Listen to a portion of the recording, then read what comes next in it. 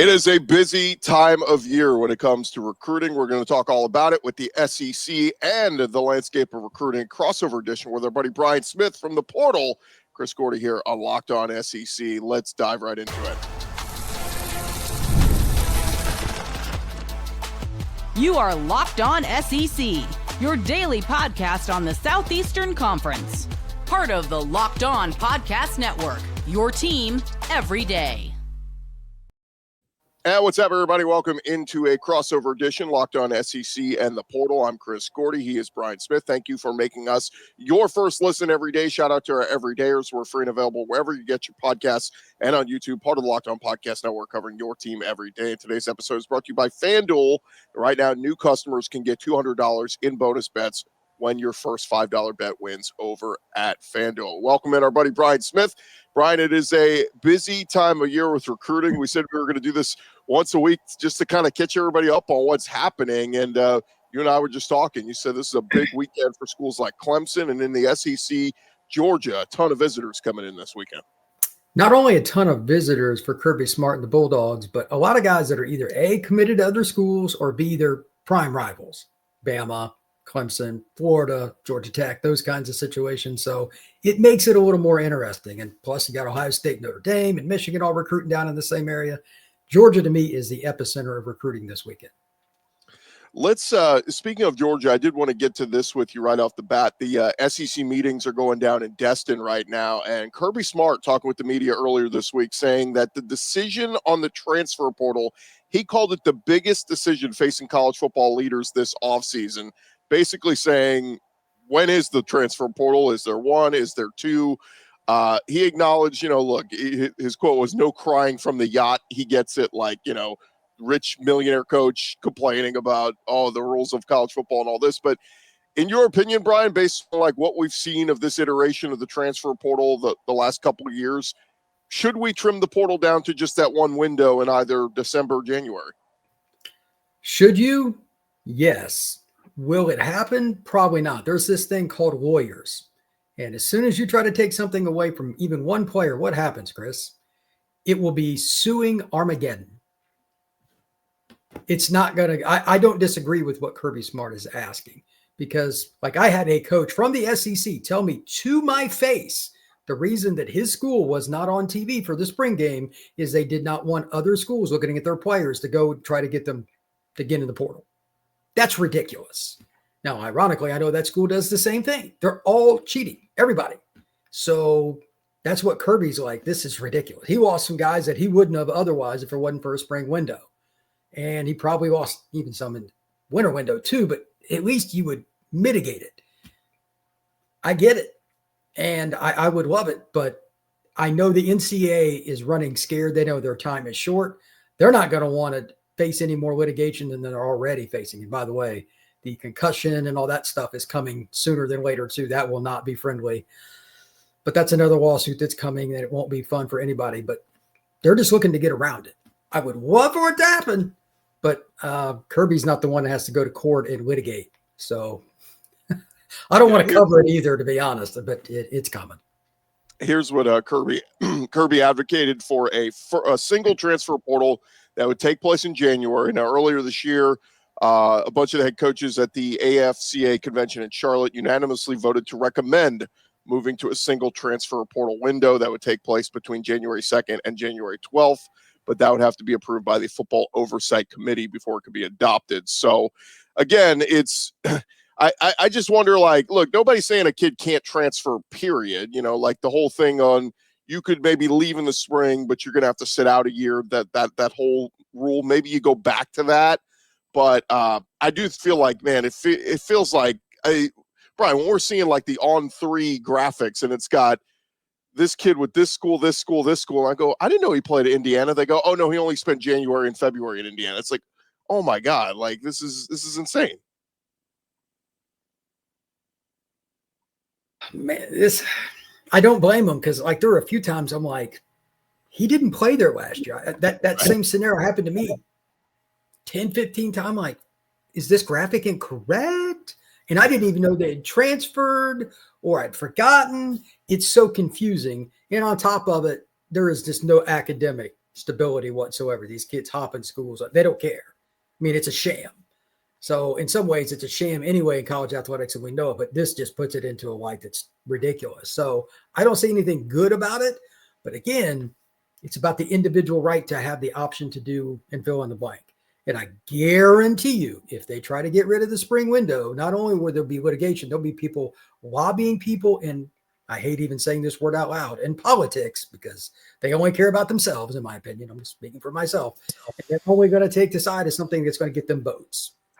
When you go against players, it doesn't go very well. They usually get the outcry. So I don't think Kirby's going to get what he wants, is my guess, because there's just no way to avoid litigation. Yeah, I was trying to look it up. There was some kid, I want to say it was a DB that Arkansas got, that he was from Stanford or Fresno State and went to Stanford, but he only was at Stanford in the spring. Right. So they were calling him Stanford standout. I'm like, no, he wasn't a standout at Stanford. He was a standout at Fresno State. So it just becomes so insane and ridiculous. And I mean, do you agree with Kirby's take too, that is this the biggest issue facing college coaches right now? I mean, with everything from NIL to conference expansion to playoff expansion, all this stuff. I mean, is the portal window the one thing that's really harboring on coaches' minds right now? It might be for him, and he's looking at it from a Georgia perspective. They've lost some power because of the portal. Let's not kid ourselves at NIL. It doesn't help Georgia, and he knows it, just as everybody else. He wants less of that because he's more likely to keep more great players. Let's not kid ourselves. But I don't disagree with the just disingenuous nature of no team chemistry. I mean, it's why Nick retired. Let's not kid ourselves on that either. And who is the disciple of Nick Saban? That would be one Kirby Smart. So they're pretty much two peas in a pod. I think that the playoff situation, which they don't have a ton of concern to deal with, like they don't get a vote in that. It's the administrators and unfortunately the advertisers that are pushing that, which is another level of concern for me, but not much I can do about it. He doesn't have a say in that. So for him to control what happens before the playoff, it's just get the best players. Kirby talks about that all the time. He goes, we're good coaches, but we spend a lot of time recruiting because players win games. He's just trying to keep his players. So for what they can control, biggest thing is still how the playoff is structured, who gets automatic bids and all that, but coaches don't have a say. Yeah, I think I counted 20 kids have left Georgia this offseason. And it's just I understand, and like he said, we're complaining from the yacht. I get it. The big millionaires have problems and you have worse problems as an average American. But to me, it's got to be so hard. I always go back to that old, mantra of remember the movie We Are Marshall, where Matthew McConaughey is playing the coach and they got the depth chart on the chalkboard and they're trying to figure out all these positions and all this. I just can't imagine these days, because coaches used to have that. It would be like, here's 2025, here's 2026, here's 2027. And there is no future depth chart. You can't look down the road because you have no idea who's going to be back next year and who's not. So it's just so hard to build that. And all the sweat and tears you put into recruiting and building out a roster and getting these kids on campus, for them to just turn around and immediately leave after a year, it's got to be frustrating. I'm a guy that likes to plan things ahead, have an order to think, and obviously Kirby does too, and most coaches. That's got to drive them bananas. And I don't think that's going to change because the portal is still here. At least one cycle is, and the winter portal window is so massive. It's insane as well. But again, you got to adapt. And Georgia's still really good. They need to adapt a little more, probably with the NIL stuff, which he doesn't like, but it's adapt or die. That old saying, it's partially for the SEC as well. So I'm very curious to see, especially with this big weekend they got coming up with recruiting, how much does Georgia adapt with upfront money with NIL and all that stuff? Because stubbornness will get you beat quite often in life. And I think football is one of those as well. Well, when we return here, we are going to get into some of the kids that have made decisions here in the last week and some others who are getting ready to make some moves. We'll discuss all that with Brian Smith coming up in just a second right here on Crossover Edition, Locked On SEC and the Portal. But first, I want to remind you guys that the NBA playoffs are obviously in full swing. We're almost to the finals here, and every night delivering some highlight-worthy performances, major momentum shifts, and can't-miss moments, whether it is a game-winning shot, breakout players. Never been a better time to get in on the action of FanDuel, making it easier for you to stay in the game before tip-off and live with player props, performance trends, same-game parlays. You've got even more ways to get in on the action. Play smart and win big. Of course, you can get in on the finals coming here. You can get in on some of the prop bets. You can even get it ahead on the college football season. They've got some of those week 1 lines up there already you can take advantage of.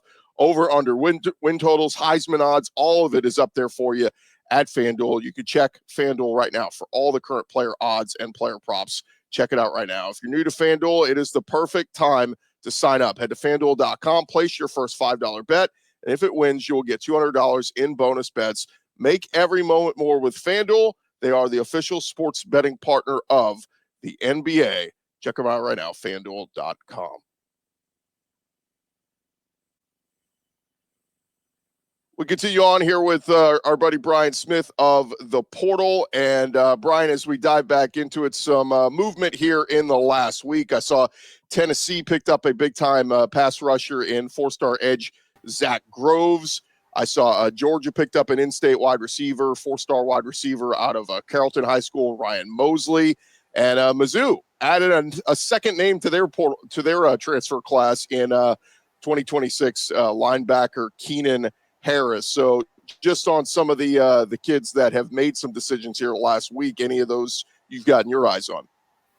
Well, I think the receiver going to Georgia, Ryan, like he's not just good. That's a guy that's an impact player. Ryan Mosley plays at a great program. He's a kid I've seen before. He's got very good route running skills, and he's super competitive. Got some length to him. Look for Mosley to play early in Athens. By his sophomore year, I imagine he's probably going to be in the starting lineup. Yeah, it's been crazy here as of late. Georgia, they've always recruited well there, but it seems like lately they've been bringing a lot of kids through the portal that are wide receivers in the last couple of years.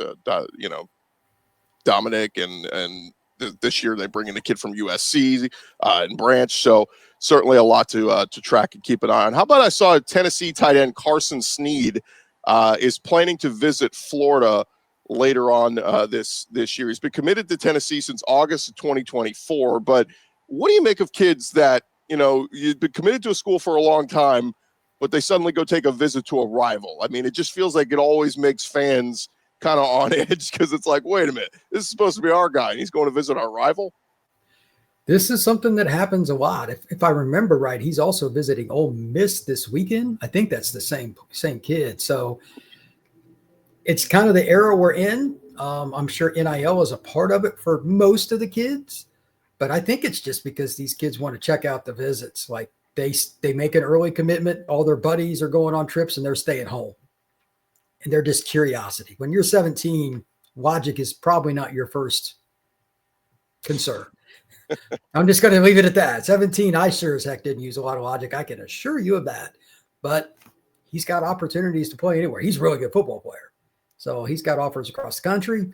I bet he takes 2 or 3 trips. Yeah, I think he'll probably still sign with Tennessee. But this is the one time players have ultimate control. It drives coaches nuts, by the way. But there's nothing they can do about it. If you don't want him, you can cut him loose, but then you go play. Then you play against him. It's even Kirby, as much as like he's a dictator when it comes to how everything works. They don't have a rule on the visit thing. It's talent wins out, man. So it may be awkward for fans, but it's better to be awkward now than awkward later when he scores a touchdown against you. You still want your school to sign that kid. It's just the way it is. Last time we talked, we said these next couple of weeks are going to be big for Kalen DeBoer in Alabama. And, they have a lot of work to do to get to where Alabama typically is when we talk about recruiting. But I saw they've got some visits planned. And I also saw they were named a finalist by a kid, just an awesome name, a 4-star D lineman named Titan Davis. Anytime you can find a kid named Titan, you get him. But 6'5", 270-pound D lineman from St. Louis, Missouri. He's got a final list of Michigan, USC, Penn State, and Alabama. But I just look at a big D lineman like that. I say that's a kid that almost Kalen DeBoer has to get. Like Alabama's always had those big anchors on the defensive line. Well, they've also got Nolan Wilson coming in this weekend. He's a defensive lineman on Mississippi. He's really good at Picayune. Titan Davis, as you mentioned. They've always gotten a lot of defensive linemen around the country. I don't know if anybody's recruited D-line better, even LSU or Georgia than Bama over the last decade. It's really insane. Kevin Ford's coming in. He's from Duncanville, maybe the best public school program in the country. He's going to be visiting there. Their official visit list this weekend, just D-line, is awesome. So I know some people are probably pretty excited about it as Bama fans, and they should be. And by the way, J.J. Finch from Warren Central, Indianapolis, another defensive lineman's coming in too. This list is, to me, very important because they're not only bringing in really good players, but a lot of these kids are down south too, just overall. And I didn't think they recruited down south quite as well as they should have last year, especially for linemen. They're going to make up for it, I think, in this class and this weekend's the kickoff to it. Titan Davis, among others. But, yeah, Kalen DeBoer's crew is not messing around. They got a chance at a top 5 class.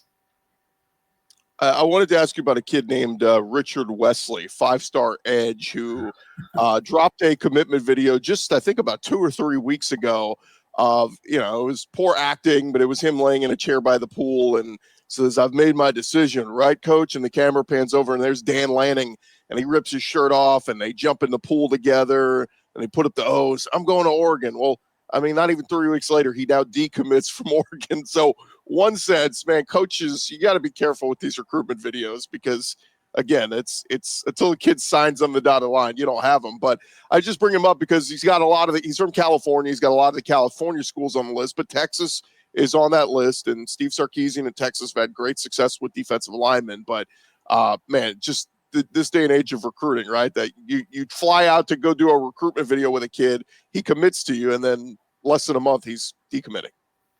That is the nature of the beast. Ohio State, Texas A&M, like everybody's after this kid. He's really good, and he reclassed. Like he's a 27 kid reclassed to 26, but I think it's NIL driven is my guess because of the programs that are involved, and it's D linemen are at a premium. We were just talking about that with Bama. I'm sure Bama would love to have him on campus too, but at the same time, it's a business. I thought it was odd. Like I think it was like 17 days is what he had, like the totality. Like that is a short commitment, Chris. That is a very short commitment. So I don't know. Dan did everything he could. He did the video and jumped in the pool. I saw it. I thought it was pretty funny, but I'm not surprised by it. I mean, we see kids flip all the time, and it's just odd that he added the coach to the video and it still didn't matter. So, I don't know, man. I don't know what to tell you. You've had the videos of Brian Kelly dancing with the recruits. And you lose the kid, it backfires on you, So it's just the coaches, you got to be careful with what you're doing out there. Put your assistants in videos. Don't put yourself in them. We just touched on Texas. I just wanted to touch on something that report that came out that said they were spending nearly $40 million on their roster this year. That was from the Houston Chronicle. Kirk Bowles reporting that a couple of weeks ago. And he says it was factoring in projected revenue sharing payouts and what the school is spending in NIL collective. Well, Steve Sarkeesian came out this week at the meetings in Destin and said, that was a little bit of irresponsible reporting. I wish I had $40 million on our roster. Would probably be a little bit better. Is that, when you heard that number, I guess it makes sense with what they've guaranteed to kids through this revenue sharing that the school is going to pay out. But that's probably an estimate over the course of the next few years with what the NIL collective is spending. It just feels like a lot. $40 million on just one roster feels like a lot. Yeah, that would mean, because you got 85 to 95 for most teams now that they're going to the new rule with the scholarship, they're making $400,000, $500,000 a piece. Even the last guy, I don't know. I mean, Arch probably makes theirs a little different. I mean, he got like $10 million to go to Texas, allegedly, if you believe that. But I don't know if it's 40. 25 to 30, I could see, because Texas went all in. They know they got a short window. They went and got all those D tackles and stuff. Do they have the most expensive roster this year? I could see it. I agree with Sark, though. I don't think it's 40. And he would obviously know it's his program. So you can do the projection because it sells copies, but it's not the same totality as the one on Sarkeesian's desk. It would be funny to be like, yeah, these false reports say we're spending $40 million on our roster. It's $38 million, all right? It's nowhere near 40. So, really silliness. All right, when we return here with Brian Smith, we will touch on some of the teams and what they're doing in terms of trying to improve their recruiting classes and where they are right now for 2026. We'll touch on that coming up next.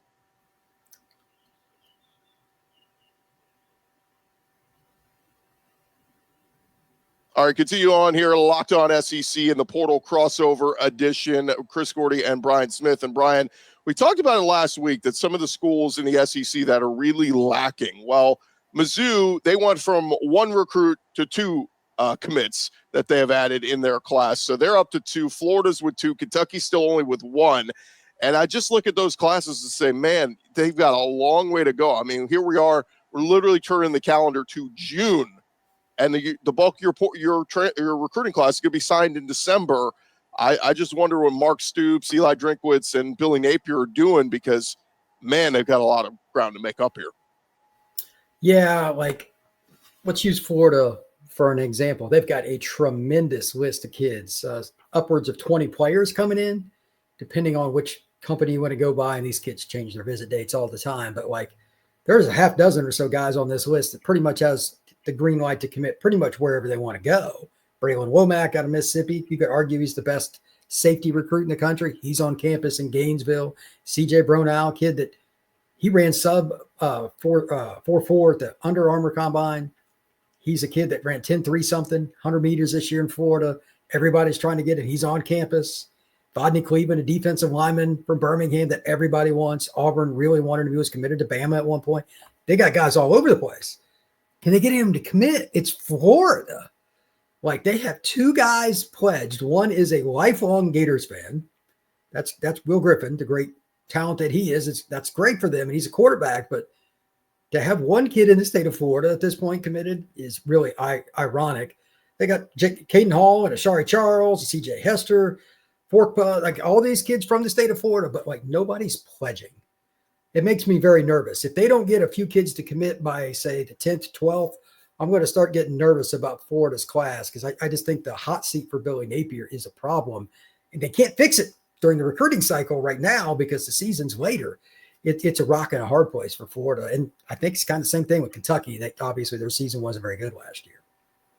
It's wild looking at the recruiting rankings and whether whatever anybody uses. I still use the 24/7 Sports Composite. I know some people use On3, but just looking at it, Brian, and seeing Alabama ranking 12th in the SEC currently recruiting and Texas ranking 6th, it just seems like those are two that, are always finishing top 4, top 3 in the conference in recruiting. So to see them so low, but then I see some of the uncommitted kids, and a lot of them have Texas and Alabama as projections right now. Felix, is it Ojo from Texas?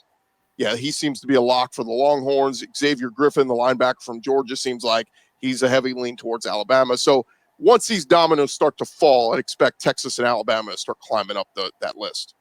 If either one of them finished outside the top 5 or 6, I'd be surprised. It's possible if they decided to go a little heavier portal and they just didn't take as many kids. But in terms of quality of player, those are both going to end up in the top 6. Yep. I mean, the top 8 or so, there isn't much change year to year. Notre Dame's taken a little step up, and SC have this year, so it might be a little more competitive.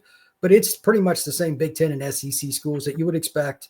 They throw in maybe a Clemson or a Florida State or Miami out of the ACC. It's the same schools, and they just recycle. Georgia, Bama, Texas, they go after the big fish who commit later, and that's fine. Because at the end of the day, it's who you sign, not who committed in May or June or July. It's who do you sign. And they're playing the long game. That's how you win championships. You have to stick to your guns and go after the players that give you the best chance to win when the chips are down. So I think that's smart, and their due diligence will be rewarded on National Signing Day. Just to throw a couple of names out at you real quick, the kid ranked number 11th currently on the top football recruiting list, Sedarian Morgan, wide receiver. Looks like between Auburn and Alabama. Any timeline on a decision on when he'll make one? He's going to make one early July. That kid's, I know him well, 6'5", 215. He is a thoroughbred. Florida, Ohio State, some other schools, but it's probably Alabama or Auburn. And he is exactly what you're looking for in a boundary receiver. He is massive. He's a little taller than Jeremiah Smith, but built the same. So he's pretty much wherever he wants to go. Great kid, too. Yeah, and I wonder if Alabama can use the angle of, hey, look, did you see the new EA Sports cover? Little Ryan Williams, he's on the cover there. So why don't you come here? We'll put you on the cover of the NCAA video game. Got to think that doesn't hurt with recruiting. certainly. How about another top 20 kid, linebacker out of Loganville, Georgia, Tyler Atkinson? Feels like this is all but a lock for Georgia, right? Barring something unforeseen, I would agree. Ohio State and Texas and several other programs have made their pitch, but everything I've been told was Georgia. Until he doesn't go there, that's what I'm going with. But just remember, I thought that on several kids last year, and NIL changed that stuff. So I'm not as prediction heavy as I once was. It's made it more difficult, but the Bulldogs seem to be the prohibitive favorite. Yeah, I had somebody tell me that recently, that somebody they reached out to said, yeah, they used to be a really good source for them and tell them, oh, this kid's going here, because you can't even rely on that anymore, because you could find out literally before the hat ceremony that the kid is going here, and then he just changed his mind as he sat down at the table and picked up the other hat. It's like, well, you can't really until the pen signs on the dotted line, you can't really trust that. Any other big names or big moves we got to be watching here, Brian? Well, again, just to kind of reiterate, like Georgia's weekend is really important. They've got some guys. I think Georgia could make a move. They don't have a bunch of commitments right now, but right now it depends on your perspective with that too. They've got kids coming in like Caden Prothro, maybe the best tight end in the country. He's a local kid, not that far from Atlanta. Isaiah Williams, who's committed to Ole Miss, but he's made several commitments. They got Kamari Brooks, who's right down the road from them. Do not be surprised if Georgia gets 2 or 3 commitments at some point in the next week or two. They just got so many good players that they're familiar with, that have a lot of familiarity with being on campus. They could make a move. Brian, great stuff as always. We'll do it again very soon, talking all things recruiting across the SEC. It's been a crossover edition between Locked On SEC and the portal. Thank you guys for making us your first listen every day. If you haven't checked out the portal yet, you can do that. If you haven't checked out Locked On SEC, do that. Of course, Brian's got you up to date with all the latest rumors and signings, and be the most informed fan of the rapid changes in the college football landscape. I'm Chris Gordy. He is Brian Smith. We'll talk to you guys tomorrow right here on Locked On SEC and the portal. Have a great day, everybody.